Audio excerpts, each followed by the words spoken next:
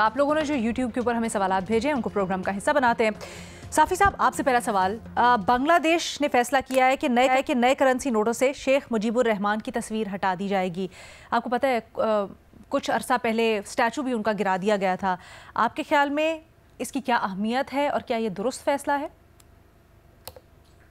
دیکھیں، اصل میں شیخ مجیب الرحمان نے تو اپنے دور میں تو جو کچھ کیا تھا وہ کیا تھا، لیکن خصوصاً پھر حسینہ واجد کے دور میں انہوں نے اپنے مخالفین کے خلاف ظلم کے پہاڑ توڑ دیے اور اپنے ملک کو انہوں نے عملاً ہندوستان کا پراکسی بنا دیا تھا، پاکستان جیسے ملکوں کے خلاف بھی اور باقیوں کے خلاف بھی. اب لوگوں میں غم و غصہ اتنا ہے کہ وہ مختلف طریقوں سے اپنا وہ غم و غصہ وہ نکالنا چاہتے ہیں. تو اس کے لیے پہلے دن جو واقعات ہوئے جب اس کے مجسمے کو گرا دیا گیا، اور اب ظاہری بات ہے کہ جو لوگ ہیں بنگلہ دیش میں اور جو سیاست میں کے کرتا دھرتا ہے اس وقت، وہ یہ بھی چاہتے ہیں کہ ان کی یہ ایک جو نشانی ہے نوٹ پہ اس کی صورت میں، تو اس کو بھی اگر ہٹا دیا جاتا ہے تو اس کا مطلب یہ ہے کہ ان کو جو بھی نقش کہن نظر آتا ہے شیخ مجیب اور اس سے متعلق، تو اس کو مٹانے کی کوشش کی جا رہی ہے. سر جلدی سے اگر آپ یہ بتا دیں، کچھ لوگ کہتے ہیں ایسا ہی ہے جیسے قائد اعظم کی تصویر نوٹوں سے ہٹا دی جائے، کیا یہ ملانا درست ہے؟ ظاہری بات ہے کہ جب بنگلہ دیش بنا تو اس وقت شیخ مجیب کی یہی حیثیت تھی جو پاکستان میں قائد اعظم محمد علی جناح کی تھی. اور اگر یہ اس طرح ہے کہ جس طرح پاکستان میں نوٹوں سے قائد اعظم محمد علی جناح کی تصویر ہٹا دی جائے تو بالکل بعینی ہی ایسا ہی ہے بنگلہ دیش میں اس وقت. ٹھیک ہے، لیکن آپ کے خیال میں یہ جسٹیفائڈ ہے کیونکہ درمیان میں کچھ ایسی خلش ہے لوگوں کے دلوں میں جس کی وجہ سے انہوں نے فیصلہ کیا؟ اچھا بڑھتے ہیں، بھٹی صاحب کے لیے سوال آیا ہے. بھٹی صاحب، الیکشن کمیشن کہہ رہا ہے کہ پنجاب حکومت بلدیاتی الیکشن کروانے سے بچ رہی ہے اور بھاگ رہی ہے، اور اب وزیر اعظم اور وزیر اعلیٰ کو بلانے کا اشارہ دے دیا گیا. ایسے میں کیا مسئلہ ہے کہ پنجاب میں آخر بلدیاتی انتخابات نہیں ہو پا رہے؟ الیکشن کمیشن کو میڈم شیخ میں آپ کی طرف سے آپ کے توسط سے چلا چل لفافے کبوتر کی چال اگر ہوگی محبت تو ملے گا جواب. میں الیکشن کمیشن نے اس نے بات کی، میں آپ کے توسط سے سلام پیش کرنا چاہتا ہوں الیکشن کمیشن اپنے کو، جو کراچی کی بلدیاتی صرف کراچی کے بلدیاتی انتخابات میں دھاندلی رکوا نہیں سکا، جو اسلام آباد میں چھوٹے سے اسلام آباد میں بلدیاتی انتخابات کروا نہیں سکا، اور جس کو سپریم کورٹ نے کہا کہ آپ نے جمہوریت کو پٹڑی سے اتارا، آئین نئے سرے سے لکھنے کی کوشش کی، اور 8 فروری 2024 کا الیکشن تو ان کے کریڈٹ پر ہے ہی. اب میڈم شیخ کیوں چاہے گا کوئی بلدیاتی انتخابات کروانا؟ کیوں چاہے گا؟ یہ جو MNAs MPAs اور کو لگ گئے ہیں ترقیاتی فنڈز، آپ مجھے بتائیں سندھ میں ہو گئے ہیں بلدیاتی انتخابات، پورے سندھ میں، خیبر پختونخوا میں ہو گئے ہیں بلدیاتی انتخابات، بلوچستان میں ہو گئے ہیں، پنجاب میں ہو گئے، کیوں ہوں گے؟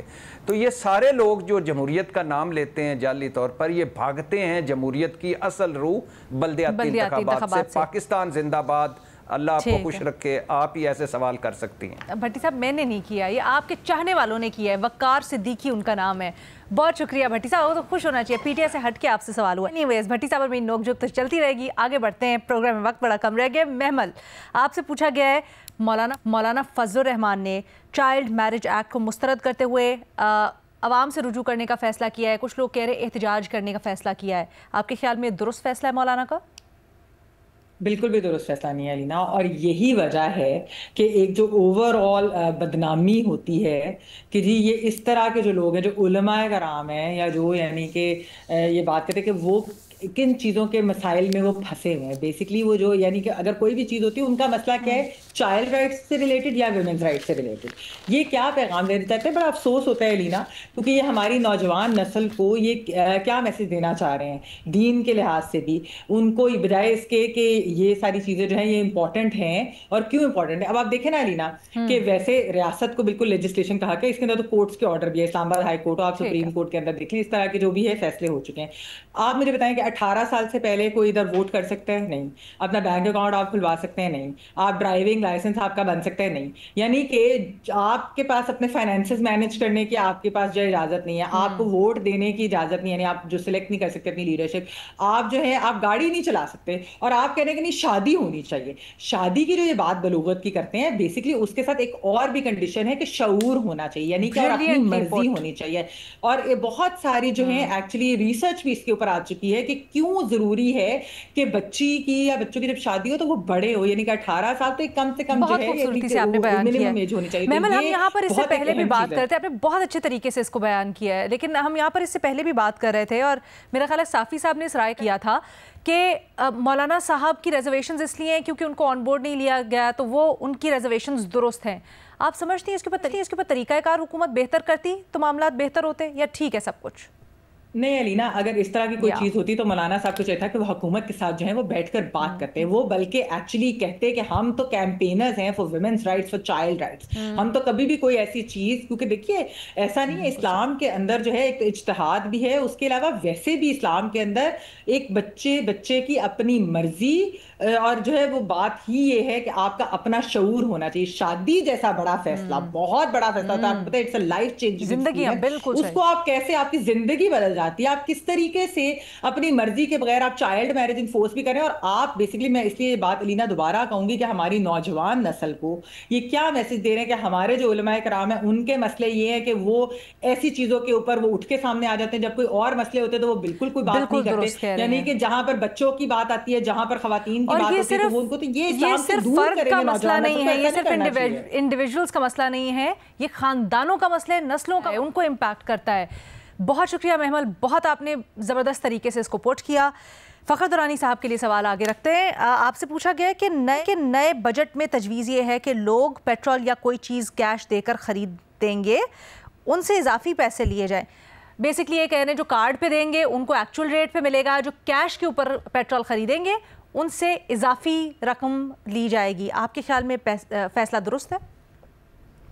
انتہائی غلط اور ظالمانہ فیصلہ ہے یہ حکومت کی طرف سے. پہلی بات تو یہ ہے کہ یہ دیکھیں, جو ڈیبٹ کارڈ کے ذریعے یا کریڈٹ کارڈ کے ذریعے آپ جو بھی پرچیزز وغیرہ کرتے ہیں وہ آپ کو بڑے شہروں میں تو ملتے ہیں, اس کے علاوہ آپ اسلام آباد, لاہور, کراچی یا بڑے شہروں سے تھوڑا سا باہر نکلیں تو یہ آپ کو یہ تمام تر سہولیات مہیا ہی نہیں ہے.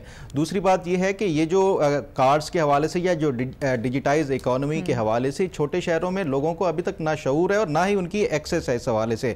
تو یہ ایک جو زیادہ تر یہ استعمال کرتے ہیں پیسوں کے ذریعے وہ وہی ہیں جو ایک غریب ایک موٹر بائک کے اوپر ہے یا جو چھوٹا طبقہ ہے وہ کرتا ہے, وہ کیوں ایکسٹرا وہ پے کریں, اور جبکہ ان کے پاس یہ تمام تر فیسلٹیز اور وہ سہولیات ہی نہ ہو. یا تو آپ اپنی پوری اکانومی کو ڈیجیٹائز کریں, ہر ایک تک جو ہے یہ آپ جو ڈیبٹ کارڈز ہیں اور وہ ان کو دیں, اس کے بعد یہ سارا کچھ کریں. دیکھیں یہ اس کے حوالے سے پہلے بھی انہوں نے جو بے نظیر انکم سپورٹ پروگرام اور اس کے حوالے سے یہ ڈیجیٹائز کیا, یہ چیزیں اسٹریم لائن ہوئی تو اس کے بعد کچھ چیزیں بہتر ہوئیں. آپ پہلے یہ اپنی اکانومی کو ڈیجیٹائز کریں ہر ایک فیسلٹی کے اوپر اور ہر یا فیصلے کریں. ٹھیک ہے, بہت شکریہ. میرا خیال ہے یہ انتہائی غلط فیصلہ ہوگا یہ حکومت کی طرف سے. ایبسلیوٹلی.